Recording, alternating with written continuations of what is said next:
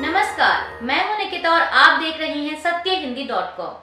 चलिए एक नजर डालते हैं अब तक की सुर्खियों पर। रूस और यूक्रेन ने युद्ध की शुरुआत के बाद से एक दूसरे पर अब तक के अपने सबसे बड़े ड्रोन हमले किए हैं। मीडिया रिपोर्ट्स के मुताबिक यूक्रेन की वायुसेना का कहना है कि रूस ने देश के सभी हिस्सों पर 145 ड्रोन हमले किए हैं। यूक्रेन का दावा है कि इनमें से अधिकतर को गिरा दिया गया है। वहीं रूस का कहना है कि यूक्रेन की ओर से भेजे गए 34 ड्रोन को राजधानी मॉस्को के पास पहुंचने से पहले गिरा दिया गया। हालांकि इसका असर राजधानी मॉस्को के 3 प्रमुख एयरपोर्ट की उड़ानों पर पड़ा है। रिपोर्ट्स के मुताबिक इससे पहले रूस के पश्चिमी इलाके पर भी बड़े पैमाने पर ड्रोन हमले हुए थे। न्यायमूर्ति संजीव खन्ना, जो चुनावी बॉन्ड योजना को खत्म करने और अनुच्छेद 370 को निरस्त करने जैसे कई ऐतिहासिक सुप्रीम कोर्ट के फैसलों का हिस्सा रहे हैं, सोमवार 11 नवंबर को भारत के 91वें मुख्य न्यायाधीश के रूप में शपथ लेंगे।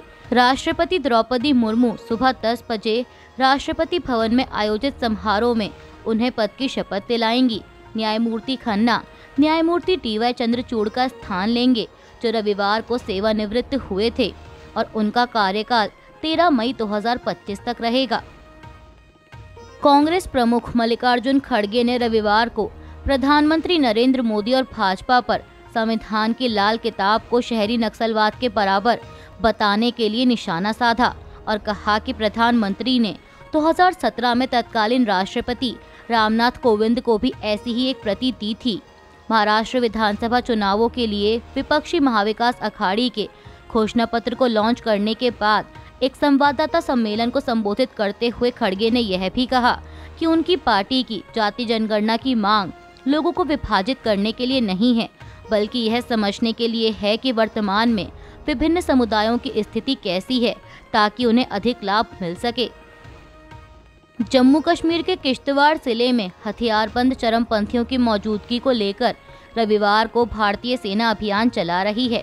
सेना की व्हाइट नाइट कोर की ओर से सोशल मीडिया एक्स पर किए गए एक पोस्ट में कहा गया है कि 10 नवंबर को आतंकवादियों की मौजूदगी के बारे में विशेष खुफिया जानकारी मिली थी। इसके बाद सुरक्षा बलों ने किश्तवाड़ में अभियान शुरू किया है। बयान में दावा किया गया है कि यह वही समूह है जिसने 2 दिन पहले किश्तवाड़ में 2 निर्दोष ग्राम सुरक्षा गार्ड्स का अपहरण कर उनकी हत्या कर दी थी। बयान के अनुसार इस समूह का पता लगा लिया गया है और इलाके की घेराबंदी कर दी गई है। मुठभेड़ अभी जारी है।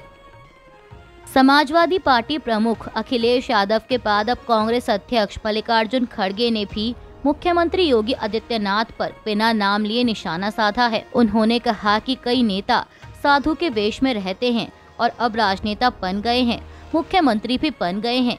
वे गेरुआ कपड़े पहनते हैं और उनके सिर पर बाल नहीं हैं। मैं भाजपा से कहूँगा कि या तो सफेद कपड़े पहने, या यदि आप सन्यासी हैं या गेरुआ कपड़े पहनते हैं तो राजनीति से बाहर हो जाएं। एक तरफ आप गेरुआ कपड़े पहनते हैं और दूसरी तरफ आप कहते हैं बटोगे तो कटोगे। वे लोगों के बीच नफरत फैला रहे हैं और उन्हें बांटने की कोशिश कर रहे हैं। आपको बता दें कि इससे पहले समाजवादी पार्टी प्रमुख अखिलेश यादव ने भी कहा था कि कोई व्यक्ति वस्त्र से नहीं बल्कि वचन से योगी होता है। केंद्रीय मंत्री नितिन गडकरी ने शनिवार को कहा था कि अगर कांग्रेस ने ग्रामीण भारत को प्राथमिकता दी होती तो किसान आत्महत्या नहीं करते और गांवों में गरीबी कम होती। अब उनके इसी बयान पर पलटवार करते हुए कांग्रेस नेता पवन खेड़ा ने कहा कि शायद उनकी उम्र बढ़ रही है। मैं उन्हें याद दिलाना चाहूँगा कि भाजपा ही किसानों की आय दोगुनी करने के वादे के साथ सत्ता में आई थी, लेकिन अब 2024 आ गया है और उन्होंने अभी तक ऐसा नहीं किया है। भाजपा ने आज रविवार को महाराष्ट्र में कड़े प्रावधानों के साथ धर्मांतरण विरोधी कानून लागू करने का वादा किया और उद्योग की जरूरतों के अनुसार प्रशिक्षण के लिए कौशल जनगणना और कम आय वाले परिवारों को मुफ्त राशन देने का भी आश्वासन दिया। बता दें कि केंद्रीय गृह मंत्री अमित शाह ने मुंबई में 25 सूत्रीय संकल्प पत्र 2024 जारी करते हुए यह घोषणाएं की। दिल्ली में कनाडा उच्चायोग के बाहर आज रविवार को विरोध प्रदर्शन के लिए जा रहे हिंदुसिख ग्लोबल फर्म के कार्यकर्ताओं को दिल्ली पुलिस ने 3 मूर्ति मार्ग पर रोक दिया।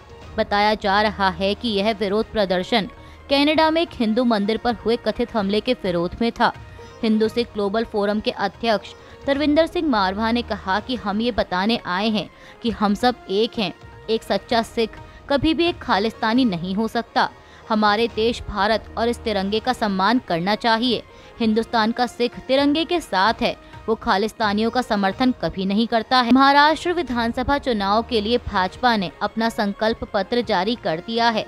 इस संकल्प पत्र में महायुति सरकार ने किसानों के कर्ज माफी का वादा, महिलाओं को हर महीने 2100 रुपए, वृद्धा पेंशन योजना के अंतर्गत 1500 की बजाय 2100 रुपए देने का वादा, महाराष्ट्र में 25 लाख लोगों को रोजगार देने और 2028 तक महाराष्ट्र की अर्थव्यवस्था को 1 ट्रिलियन की अर्थव्यवस्था बनाने का लक्ष्य रखा है। इस दौरान केंद्रीय गृह मंत्री ने 2027 तक भारत को तीसरी सबसे बड़ी अर्थव्यवस्था बनाने के भाजपा के वादे को भी दोहराया।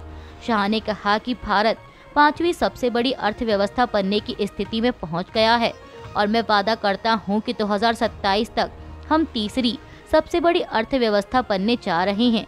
हम तेज गति से आगे बढ़ रहे हैं। महाराष्ट्र विधानसभा चुनाव के लिए आज रविवार को भाजपा के बाद अब महाविकास अघाड़ी ने भी अपना घोषणा पत्र जारी कर दिया है। कांग्रेस अध्यक्ष मल्लिकार्जुन खड़गे ने महाविकास अघाड़ी के नेताओं, शिवसेना उद्धव गुट के नेता संजय राउत और एनसीपी शरद पवार गुट की नेता सुप्रिया सुले के साथ महाविकास अघाड़ी का संयुक्त घोषणा पत्र जारी किया। घोषणा पत्र जारी करते हुए उन्होंने राज्य से कई चुनावी वादे किए और साथ ही भाजपा नेताओं के बटेंगे तो कटेंगे नारे पर भी बयान दिया। मल्लिकार्जुन खड़गे ने कहा कि बटेंगे तो कटेंगे, आपने मनुस्मृति को स्वीकार करके पहले ही समाज को बांट दिया है और अब और बांटना चाहते हैं। कौन काटने को कहता है? आप 140 करोड़ जनता को काटेंगे। कांग्रेस अध्यक्ष ने कहा कि बंटना नहीं है, इसीलिए इंदिरा गांधी और राजीव गांधी ने अपनी कुर्बानी दे दी। योगी जी और मोदी जी का स्लोगन अलग अलग है।